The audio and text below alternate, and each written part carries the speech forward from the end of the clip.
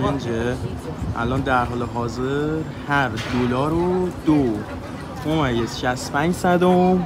لاری حساب میکنه، یعنی هر $100 میفته 265 لاری. اینا که حالا یه سوپرمارکت دخانیات حالته که ما اینجا ثبت خرید نمی‌کنیم، ما سیم کارت بخریم. درسته؟ منم سیم کارت داریم. ما سیم کارت بخریم. ببینید اینجایی که من الان گفتم می‌خوایم بریم سیم کارت بگیریم رفتیم، ولی سیم کارت داشت 15 لاری با 1 گیگ اینترنت، حساب می‌کنه 600 تومان قاعدتاً. حالا این قیمت اشتباهه چون سیم کارت توی گرجستان رایگانه. حالا این رایگانه ولی باید بسته اینترنت رو پول بدید تا بخرید. درسته؟ توی قرصه قمرم اینجا هم یه دونه مینی کوپر فکر کنم تا مینی گولف نمیدونم دقیقا. آره مینی کوپر نمیدونم. اون هم خوب تو ایران هست خدا شکر. اینم که حالا ماشین چینی هاشون اسم میکنم به حساب میاد شبیه تیگوه. اونجا یه دونه آودی داشتیم، اون یه دونه جی وگن، جی کلاس، جی 63. اینم که سلطان قلب ها، اینم که تویتا و این بنز و واگوناشون هم با اون می‌ذاریم. چی میگیری اینو میذاریم یوتیوب، هر کی که این ویدیو رو ببینه. ما اومدیم گرجستان. اونم که پرچم گرجستان شبیه انگلیس که روسیه، اون به اضافه ها رو نداشت یا روسیه. اینم که هتل ماست، خیلی خفن و عالی. الان بریم هتل اتاق رو تحویل بگیریم طبق قانون جهانی که همه میدونن دیگه، نباید گفت. ساعت 2 باید تحویل بدن هتل، ولی اینجا میگه ساعت 3 ما تحویل میدیم. اینم اتاق ما، هتل استپس. این کارت رو بذاریم اینجا. این اتاق خیلی جمع و جور، هیچی نداره. ویوشو بذار بگیرم کجاست. این همه ما انگلیسی صحبت کردیم. به دریا رو نگاه، دریا خیلی دوره. یه تیکه از این لا معلومه، یه تیکه از این لا. و بزنیم چیه؟ اینم یخچاله که پر از خالیه، هیچی نداره. اینم که آشغالی و نسکافه مسکافه آب نذاشتن. بیا 2 تا قوطی نوشابه گذاشته برای ما. چیکار کنیم اینا رو؟ اینجا هم که باید انگشتم. اینم که اوتو و موتو و اوتو. هم که دراش خفن. فقط سیف باکسش کجاست؟ توالت. این لباسشویی، این عادت هم لباسشویی داشته باشن، نمیدونم چرا. اینه یه دوش تر و تمیز خفن. اینم که میز تلویزیون داداش. اینجا قراره پلی استیشنی که نیاورده رو بازی کنه. میام عالی. الان اومدیم یکی از هایپرهای داخل گرجستان، همین باتومی. قیمت ها تقریبا با ایران یکیه، هیچ اونقدر فرق آنچنانی نمیکنه. حالا من با سوپرمارکت های توی تهران مقایسه میکنم همونه. حالا یه سری چیزا شاید یه ذره بالا باشه، یه سری آب شنگولی و اینا اینجا داره که حالا ایران نیستش. ولی آره حالا قیمت ها رو بهتون نشون میدم، خوراکیایی که خیلی بیشتر مورد استقبال قرار میگیره. ببین چه جوریه دیگه، خودتون بسنجید با ایران. الان مثلا این استیکرزاست که الان اینجا حالا ما بگیریم لاری رو 40,000 تومان میفته 80 تومان.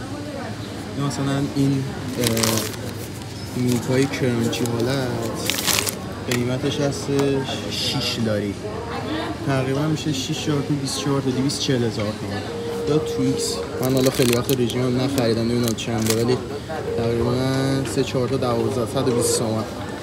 مثلا با ایران یکیه، اونقدر تفاوت آنچنانی نمیکنه. اولا اینا هم که محصولات فینیش برای خانم‌های خونه‌دار. محصولات لباسشویی دیگه، لباسشویی و ظرفشویی و همین چرت و پرتا. اینم که دیگه رپلاس این پرچه یه بزرگواری دهنمون سرویس کرده. اینم که رپلای خفن. هم حالا بگیم 4 تا که باشه 4 تا 160 تومن. تو ایران دیگه نمیدونم قیمتش چقدره. نمیخوریم آقا، ما نمیخوریم، ما رژیم هستیم. فکر نکن. اینم که عشق همه سلاطین آبجو.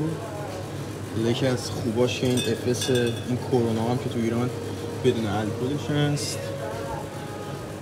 و اینکه آره دیگه اینجا قسمت الکل و آبجوه. اینا هم که ردبولا بودش. اینا هم که بهتون گفتم شوینده هاست.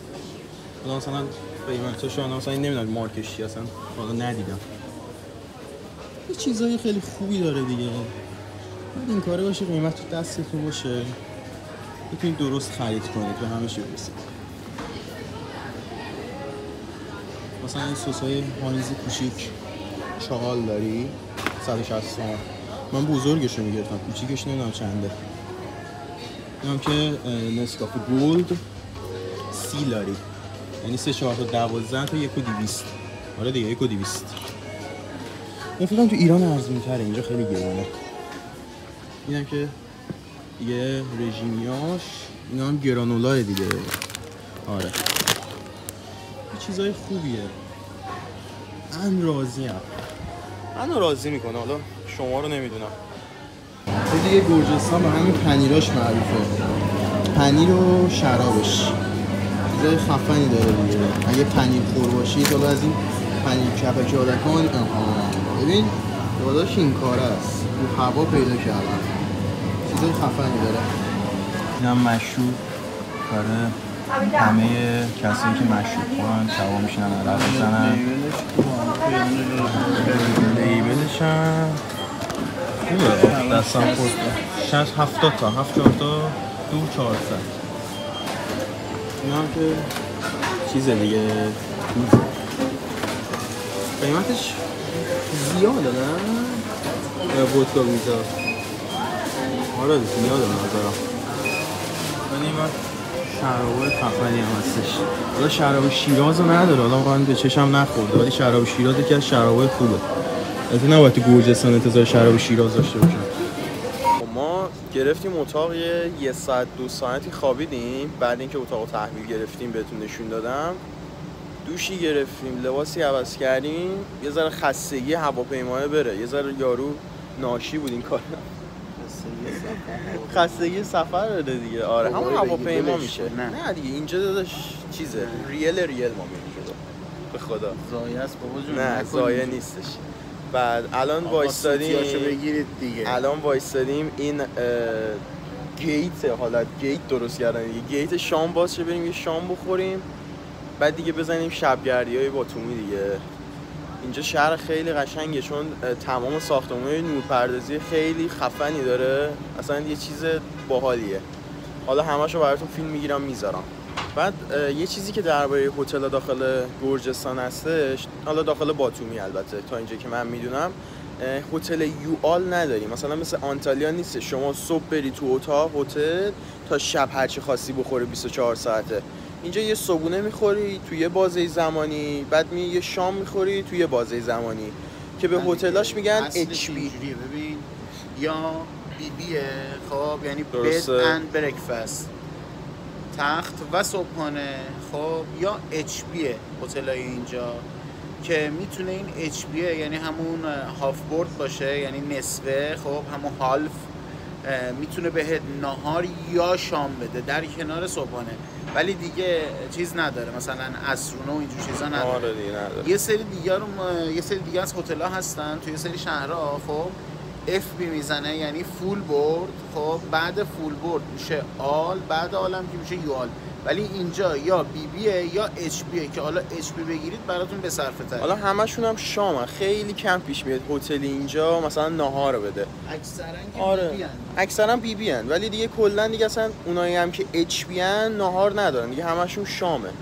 حالا ما وایستادیم دیگه نوبتمون بشه البته اون گیت باز شه بریم یه غذا بخوریم دیگه مردیم از گشنگی فکر کنم دیگه باز شد.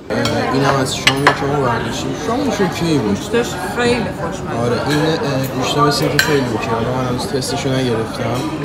ولی آره دیگه کم بردارید از همه چی. دستتون بیاد فرداش هم قوی میمونه تو کار.